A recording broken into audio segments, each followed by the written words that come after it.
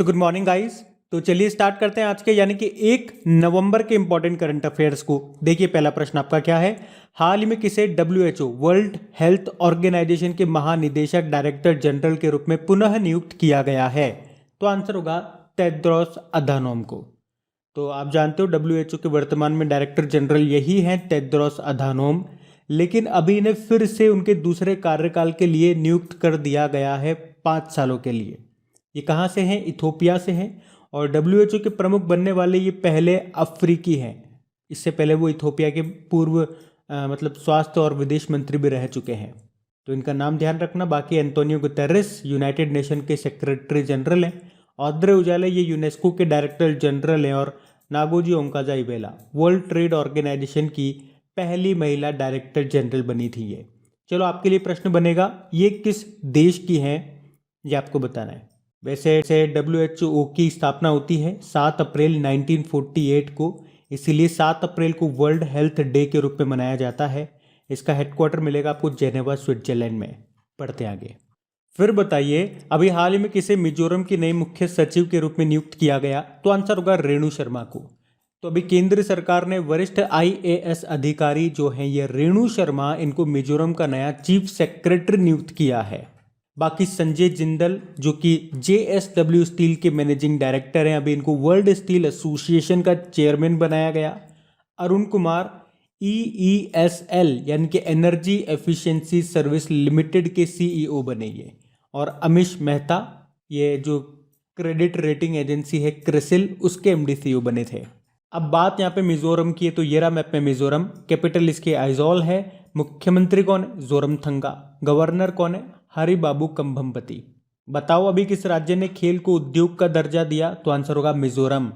और राष्ट्रीय खेल यूनिवर्सिटी कहाँ पे बन रही है? मणिपुर में। चिराऊ नृत्य किस राज्य का है? मिजोरम का है। बांस के उपयोग से इसको किया जाता है। मरलेन नेशनल पार्क मिलेगा आपको मिजोरम में ही। और जोराम मेगा फूड पार्क बना था मिजोरम में ही। चापचार कुट महोत्सव का संबंध किस राज्य से? ये प्रश्न पूछा जाता है, तो आंसर होगा मिजोरम। और अब मिजोरम की नई मुख्य सचिव बन गई है रेणु शर्मा। बढ़ते आगे। और हाँ गाइस, देखिए इंडिया के टॉप बैंक एडुकेटर्स एक बार फिर अनअकैडमी पर आपके लिए ला रहे हैं ढेर सारी फ्री क्लासेस। तो अनअकैडमी की हर क्लास कंडक्ट की जाती है आपके बैंक की हर परीक्षा की तैयारी को और भी ज्यादा मजबूत करने के लिए। और ये सारी फ्री क्लासेस आपको मिलेंगे अनअकैडमी पर, जहां पर आप अपने फेवरेट टीचर के साथ अपने घर से अपने पर्सनल शेड्यूल के हिसाब से पढ़ सकते हैं। और अनअकैडमी की हर क्लास आप लाइव नहीं तो बाद में रिकॉर्डेड सेशन के द्वारा भी अटेंड कर सकते हैं। और अगर आप चाहें तो क्लास को डाउनलोड करके ऑफलाइन भी देख सकते हैं। और आप लाइव क्लास में आस्क अ डाउट फीचर के द्वारा टीचर से अपने डाउट भी क्लियर करवा सकते हैं। और आप लाइव क्विजेज और टेस्ट सेशन भी अटेंड कर सकते हैं, जहां पर आपको अपनी लाइव रैंकिंग भी देखने को मिलेगी।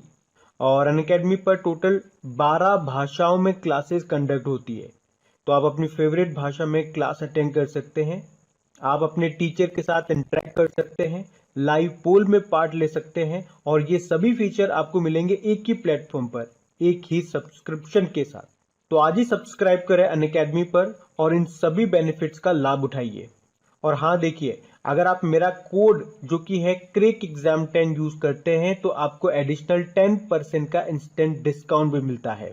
तो आपको इन सभी क्लासेस के जो लिंक हैं वो नीचे डिस्क्रिप्शन में मिल जाएंगे, तो वहां जाकर के आप इन सबका बेनिफिट उठा सकते हैं। अच्छा बताइए अभी हाल ही में किसने भारत का पहला और अनोखा मानव युक्त महासागर मिशन समुद्रयान लॉन्च किया? तो आंसर होगा डॉक्टर जितेंद्र सिंह। तो अभी भारत के पहले मानव युक्त महासागर अभियान समुद्रयान, जिसे केंद्रीय मंत्री डॉक्टर जितेंद्र सिंह ने लॉन्च किया है, कहाँ पे? चेन्नई में। अब इसमें क्या होगा? तो समुद्र के अंदर की गतिविधियों को अंजाम देने लायक पानी के अंदर काम करने वाला ये एक ऐसा वाहन होगा जिसमें मिशन पर एक साथ 3 लोग 12 से 96 घंटे तक समुद्र के अंदर बहुत ज्यादा गहराई में रिसर्च की गतिविधियों को अंजाम दे सकेंगे। तो याद रखना ये समुद्रयान भारत का पहला मानव युक्त डीप ओशियन मिशन है और इससे समुद्र के अंदर भारत की शक्ति बढ़ जाएगी। किसने लॉन्च किया? डॉक्टर जितेंद्र सिंह ने। कहाँ पे? चेन्नई में। बढ़ते हैं आगे। फिर बताइए अभी हाल ही में डॉक्टर माधवन कृष्णन का निधन हो गया। वे कौन थे? कैंसर विशेषज्ञ। तो काफ़ी फेमस आर्कियोलॉजिस्ट और क्षेत्रीय कैंसर केंद्र यानी कि रीजनल कैंसर सेंटर के संस्थापक थे ये माधवन कृष्णन, जिनका भी निधन हो गया। कैंसर से आपको याद होगा क्या, वर्ल्ड कैंसर डे कब मनाया जाता है? 4 फरवरी को, जिसकी थीम क्या थी? I am and I well. और इंटरनेशनल चाइल्डहुड कैंसर डे ये 15 फरवरी को मनाते हैं।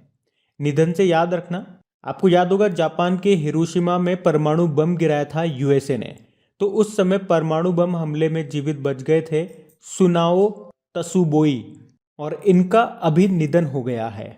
बताओ हिरोशिमा पे कब बम गिराया था, जिसे आप हिरोशिमा डे के रूप में मनाते हो? 6 अगस्त को, और नागासाकी पे 9 अगस्त को। और आपको याद होगा अभी पद्मा सचदेव का निधन हुआ था। ये डोगरी भाषा की पहली आधुनिक कवयित्री थी।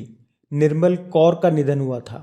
भारत की महिला वॉलीबॉल टीम की कैप्टन रह चुकी हैं ये। वैसे मिल्खा सिंह की वाइफ थी ये, निधन हो गया इनका।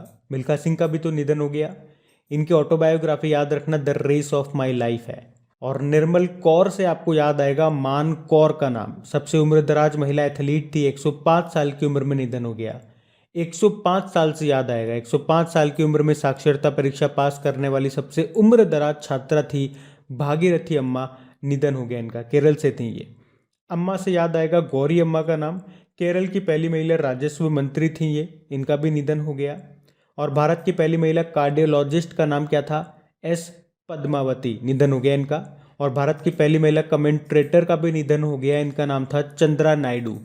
अभी नंदू नाटेकर का भी निधन हो गया। 1956 में अंतर्राष्ट्रीय खिताब जीतने वाले पहले भारतीय बैडमिंटन प्लेयर थे ये, और इन्हें 1961 में स्थापित अर्जुन अवार्ड मिला था। और सुडोकू जो पहेली होती है उसके निर्माता थे माकी काजी, जापान के थे ये, इनका भी निधन हो गया अभी। और युआन लोंग पिंग चाइना के हाइब्रिड चावल के जनक थे ये, जिनका भी अभी निधन हो गया। एक बीसीसी पर हिंदी में समाचार बुलेटिन पढ़ने वाली पहली महिला थी कौन? रजनी कौल, इनका भी निधन हो गया। हमारे पहले राष्ट्रीय सुरक्षा सलाहकार थे ब्रजेश मिश्रा, इनका भी अभी निधन हो गया। तो ये नाम भी ध्यान रखना। पढ़ते आगे। फिर बताइए, हाल ही में एप्पल को पीछे छोड़ दुनिया की सबसे मूल्यवान कंपनी कौन सी बन गई है? तो आंसर होगा माइक्रोसॉफ्ट। तो माइक्रोसॉफ्ट ये फिर से दुनिया में सबसे ज़्यादा मार्केट कैप यानी कि बाजार पूंजीकरण वाली कंपनी बन गई है, और एप्पल को पछाड़ते हुए माइक्रोसॉफ्ट ने ये मुकाम हासिल किया है। माइक्रोसॉफ्ट की स्थापना होती है 1975 में, वॉशिंगटन यूएसए में हेडक्वार्टर मिलेगा। इसके सीईओ सत्या नडेला हैं, और आपको याद होगा अभी CKP अवार्ड मिला था सत्या नडेला को ही, तो ये पॉइंट भी ध्यान रखना। बढ़ते आगे। फिर बताइए, हाल ही में जारी टाइम्स हायर एजुकेशन की विश्व प्रतिष्ठा रैंकिंग 2021 में कौन टॉप पे रहा? तो आंसर होगा हार्वर्ड यूनिवर्सिटी, जो कि है यूएसए की। तो अभी हाल ही में जारी टाइम्स हायर एजुकेशन की विश्व प्रतिष्ठा रैंकिंग 2021 में टॉप पे यूएसए की हार्वर्ड यूनिवर्सिटी है, और इसमें 4 भारतीय संस्थानों ने भी जगह बनाई है, जिसमें IISc बेंगलुरु टॉप 100 में है, और इन चारों इंडियन इंस्टीट्यूट में IISc बेंगलुरु टॉप पे है। IISc बेंगलुरु के अलावा 3 भारतीय इंस्टीट्यूट कौन से हैं? IIT बॉम्बे, IIT दिल्ली और IIT मद्रास। ये जो टाइम्स हायर एजुकेशन है ये एक ब्रिटिश मैगजीन है, जिसका हेडक्वार्टर आपको मिलेगा लंदन UK में। बढ़ते हैं आगे। अच्छा बताइए, विश्व किक बॉक्सिंग चैंपियनशिप में किस भारतीय ने गोल्ड मेडल जीता? तो आंसर होगा तेजुल इस्लाम ने। तो श्रीनगर की रहने वाली हैं ये तेजुल इस्लाम, और अभी इन्होंने मिस्र यानी कि इजिप्ट की कैपिटल काहिरा में हुई वर्ल्ड किक बॉक्सिंग चैंपियनशिप में अंडर 14 वर्ग में गोल्ड मेडल जीता है। इसमें इन्होंने अर्जेंटीना की खिलाड़ी को हराया। अर्जेंटीना से याद आता होगा अभी कोपा अमेरिका 2021 का खिताब अर्जेंटीना ने जीता था ब्राज़ील को हरा करके, और यूरो कप 2020 का खिताब इटली ने जीता था इंग्लैंड को हरा करके। बढ़ते आगे। फिर बताइए, अभी हाल में किस शहर ने सर्वश्रेष्ठ सार्वजनिक परिवहन प्रणाली वाले शहर का पुरस्कार जीता? तो आंसर होगा सूरत ने। तो अभी केंद्र सरकार ने 29 अक्टूबर 2021 को गुजरात के सूरत को सर्वश्रेष्ठ सार्वजनिक परिवहन प्रणाली वाले शहर और कोच्चि को सबसे टिकाऊ परिवहन प्रणाली के लिए सम्मानित किया है। किसने किया? आवास व शहरी मामलों के मंत्री ने, जो कि कौन है? हरदीप सिंह पुरी हैं। और सूरत से आपको याद आता होगा स्मार्ट सिटीज़ अवार्ड 2020 का खिताब किसे मिला था?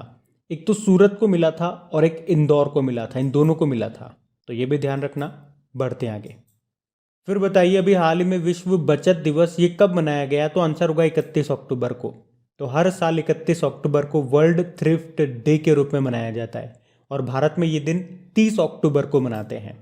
तो ये दिन बचत के महत्व को बढ़ावा देने के लिए मनाया जाता है, तो ये भी आप ध्यान रखना। बाकी अक्टूबर के सारे डेज हम लोग पढ़ चुके हैं, इसकी क्विज भी आपको आपकी क्रैक एग्जाम एप्लीकेशन पे मिल जाएगी। और अगर आप में से कोई इस वीडियो को वेरी फर्स्ट टाइम देख रहे हैं तो मैं आपको बता दूं कि 2021 में जो भी टॉपिक वाइज आपकी करंट अफेयर्स बनी है उनकी क्विज आपको मिल जाएगी आपकी क्रैक एग्जाम एप्लीकेशन में। एप्लीकेशन का लिंक आपको नीचे डिस्क्रिप्शन में मिल जाएगा। चलिए बढ़ते आगे। फिर बताइए हाल ही में अफ्रीका संघ ने सभी गतिविधियों के लिए किस देश को निलंबित कर दिया? तो आंसर होगा सूडान को। तो अभी सूडान में तख्ता पलट हुआ, मतलब यहाँ की सरकार को हटा दिया गया। तो अफ्रीकी संघ ने इस तख्ता पलट को असंवैधानिक करार दिया है, यानी कि नॉन कॉन्स्टिट्यूशनल बताया है। तो अब अफ्रीकी संघ ने सूडान की सभी गतिविधियों पे भी प्रतिबंध लगा दिया। इस कारण से अफ्रीकी संघ का हेडक्वार्टर मिलेगा आपको कहाँ पे? इथोपिया की कैपिटल एडिस अबाबा में। अच्छा, मैं अगर आपसे पूछूं कि किस झील के मध्य से भूमध्य रेखा इक्वेटर निकलती है? तो आंसर होगा विक्टोरिया लेक। और बताओ, सूडान से अलग होकर के एक नया देश बना था साउथ सूडान, जो कि यूनाइटेड नेशन ऑर्गेनाइजेशन का नवीनतम देश है। अब बात सूडान की हो रही है यहाँ पे, तो ये रहा मैप में सूडान। कैपिटल इसकी खार्तूम है और करेंसी क्या है? Sudanese pound. बढ़ते आगे। अच्छा, फिर बताइए अभी हाल ही में किस संगठन ने ई-डीएनए इनिशिएटिव को लॉन्च किया है? तो आंसर होगा यूनेस्को ने। तो अभी हाल ही में यूनेस्को ने ई-डीएनए यानी कि एनवायरमेंटल डीएनए नाम से एक इनिशिएटिव को शुरू किया है। अब इसमें क्या होगा? तो जो वैज्ञानिक हैं वो मछलियों के अपशिष्ट यानी कि फिश वेस्ट से अनुवांशिक पदार्थों का सैंपल लेंगे और साथ ही म्यूकस मेम्ब्रेन और कोशिकाओं से भी जेनेटिक मटेरियल लिए जाएंगे, जिससे सागरीय जीव जंतुओं की प्रजातियों की निगरानी की जा सके। यूनेस्को के अनुसार इस पहल का उद्देश्य है सागरीय विश्व धरोहर स्थलों का संरक्षण करना और ये पहल 2 सालों के लिए है। देखो, यूनेस्को की स्थापना होती है 1945 में। यूनेस्को मतलब United Nation Educational and Scientific and Cultural Organization. Headquarter मिलेगा पेरिस, फ्रांस में। डायरेक्टर जनरल कौन है? औद्रे उजाले हैं। और अभी यूनेस्को का मार्शल आर्ट एजुकेशन प्राइज 2021 किसे मिला? बौद्ध धर्म के जाने माने द्रुकपा संप्रदाय के कुंग फू नन को। और बताओ, यूनेस्को ने किसे यूरोप महाद्वीप का सबसे बड़ा नदी संरक्षित क्षेत्र घोषित किया? तो आंसर होगा मुराद्रवा डैन्यूब को। ये दुनिया का पहला 5 देशों का बायोस्फीयर रिजर्व है। कौन कौन से 5 देश? ऑस्ट्रिया, स्लोवानिया, क्रोएशिया, हंगरी और सर्बिया। अभी भारत का 40वां विश्व धरोहर स्थल बना था धोलावीरा, जो कि गुजरात का है। गुजरात का ये चौथा है, ये एक हड़प्पा स्थल है। बढ़ते आगे। फिर बताइए, सीबीएसई ने वीरता पुरस्कारों के बारे में जागरूकता बढ़ाने के लिए स्कूलों में कौन सी परियोजना शुरू की? तो आंसर का वीर गाथा परियोजना। तो अभी सीबीएसई ने वीरता पुरस्कारों के बारे में जागरूकता बढ़ाने के लिए स्कूलों में ये वीर गाथा परियोजना शुरू की है। वीर गाथा परियोजना, इसका उद्देश्य क्या है? स्कूली छात्रों के बीच वीरता पुरस्कार विजेताओं के बहादुर कृत्यों और बलिदानों के बारे में जागरूकता बढ़ाना। सीबीएसई मतलब central board of secondary education, जिसके हेड कौन है? मनोज आहूजा हैं। तो अब बात करेंगे कल की वीडियो में पूछे गए प्रश्न के उत्तर की। तो कल के वीडियो में आपसे पूछा था कि अभी जम्मू कश्मीर बैंक के एमडी सीईओ के रूप में किसे नियुक्त किया गया? तो आंसर होगा बलदेव प्रकाश को। आप सभी ने प्रश्न का बिल्कुल सही उत्तर दिया है। और गाइस, अगर सेशन अच्छा लगा तो इसे लाइक करके दोस्तों के साथ में शेयर जरूर कीजिएगा। Thank you.